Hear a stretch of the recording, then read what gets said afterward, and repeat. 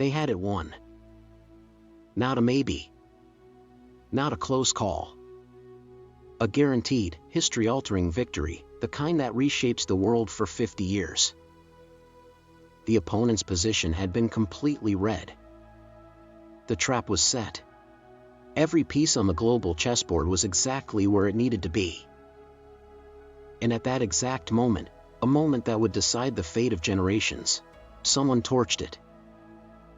Not out of miscalculation. Not out of bad intelligence. But for a morning headline, and a few good photos. What you're about to hear is not political commentary. It's not partisan point scoring. It's a cold, clear-eyed strategic autopsy.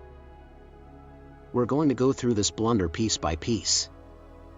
It is the most consequential self-inflicted wound a superpower has suffered since the end of the Cold War. A winning position on the board, already secured, surrendered without the opponent even having to ask for it. It is the spring of 2026. Washington held a once-in-a-generation strategic position.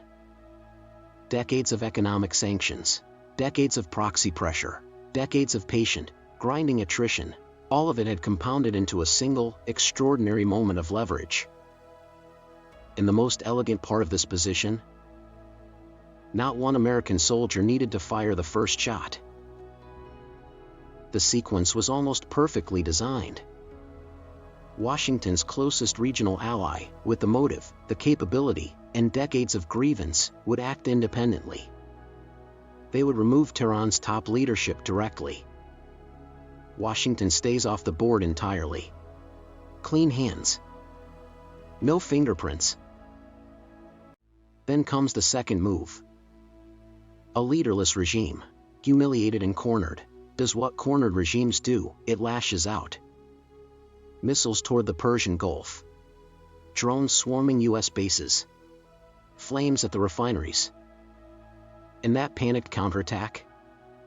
That's the trap closing. Overnight, the United States becomes the victim, not the aggressor. Anti-war voices at home are buried under a wave of national unity. The UN Security Council debate becomes politically secondary.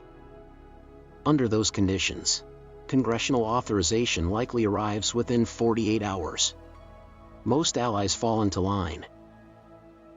And wrapped in the full moral authority of the free world, the United States eliminates the nuclear program for good. That's not even the whole prize. Control over global oil pricing gets locked to the dollar. The economic pressure points of every strategic rival get tightened in Washington's grip. From a strategic perspective, that is what a rare generational advantage looks like: legitimate, internationally defensible, and already within reach. So what went wrong? Focus on this next part. The moment Washington claimed credit for the opening strike against Tehran, everything changed. Not among the public. Among the people who actually understand how great powers operate. Not celebration. Not relief. Dread. Consider what disappeared in that single moment of vanity. First, much of the moral high ground. The United States went from potential victim to confirmed aggressor before the day was out. Second, a significant portion of the legal and diplomatic foundation. No UN authorization. No allied consensus. No international cover of any kind. Third, domestic unity. Half the country was demanding to know why the president had just started a war without telling Congress. Fourth, the alliance network. Every partner who wasn't briefed was publicly blindsided. That's precisely what makes this such a painful blunder. The goal was right. The timing was right. The leverage was right. What was catastrophically wrong was the need to be seen doing it. The post-war moral framework that gave Washington much of its legitimacy was traded away for a press briefing.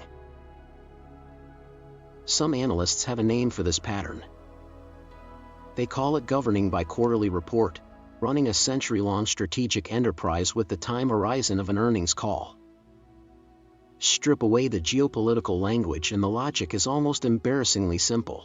Cash out every long-term asset you have for maximum short-term visibility.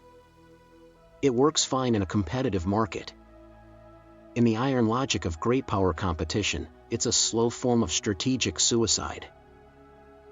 While Washington argues about who authorized what, something quieter and more serious is happening in foreign ministries that don't make a lot of noise. Even close allies begin quietly recalculating their exposure. Put yourself in the position of a European foreign minister. You're watching energy prices destabilize your domestic politics. Your public is furious. And here's the question you cannot answer. Why should an entire nation's future be hostage to a decision Washington made without even picking up the phone? So you pick up the phone. But the number you dial isn't Washington. Now imagine you're running a Gulf state. For 4 decades, your entire security architecture has rested on American reliability. And now you're watching that partner behave like someone who just discovered a flamethrower, moving fast, burning things, not particularly worried about what's downwind. You don't abandon the relationship overnight. But you start hedging. Quietly, carefully, and with the absolute seriousness that national survival demands. The damage here isn't just political. It's structural. Trust between great powers and their allies is built through decades of consistent, predictable behavior. What has just been demonstrated, with perfect clarity, is simple. Washington has demonstrated that domestic political timing can override allied expectations. You cannot undemonstrate that. No new administration, no reset speech can fully erase it. For the sake of a 2-minute press briefing, the United States spent down the hardest currency a superpower has: its word. It took 80 years to build that reserve. It took one morning to drain it. Here's where the strategic picture gets darker. The regime didn't fall. It adapted. And in the process, every revisionist power on the periphery gained tools they should never have had. The first tool is cheap asymmetric strike capability. A $500 commercial drone, modified in an afternoon, can take out an oil facility worth hundreds of millions of dollars. The cost-exchange ratio has completely inverted. Defending is now vastly more expensive than attacking. The second tool is infrastructure vulnerability. The undersea fiber optic cables that carry over $10 trillion in daily financial transactions are, for the most part, unguarded. A small, capable team could cut them in international waters with almost no risk of attribution. The downstream effect on global finance would be measured in years, not weeks. The third tool is open-source AI. The technological gap that gave Western militaries a decisive edge for decades is closing fast. Open-source models, commercial hardware, and publicly available research are steadily reducing the technological gap that once protected advanced militaries. Drone coordination, targeting assistance, electronic disruption, capabilities once restricted to major states are becoming dramatically cheaper to replicate. And there's a harder edge to this. The same AI infrastructure that's militarizing on the outside is locking these regimes in place on the inside, systematically neutralizing public anger. These regimes are becoming harder to dislodge from within, precisely as they become more dangerous from without. The result is a trap of Washington's own making: provoked, forced to respond, and diminished by the response. Then, the cycle repeats. The powers challenging the existing order learn something deeply dangerous.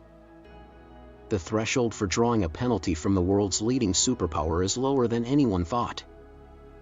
And it keeps dropping. This is the strategic environment that one morning's worth of vanity has locked in. The strange thing about civilizational decline is that it never looks like decline from the inside. It looks like the news. It looks like the same press conferences, the same arguments, the same faces on television explaining why the latest concession is actually a win. The court of Constantinople never believed it was ending the empire.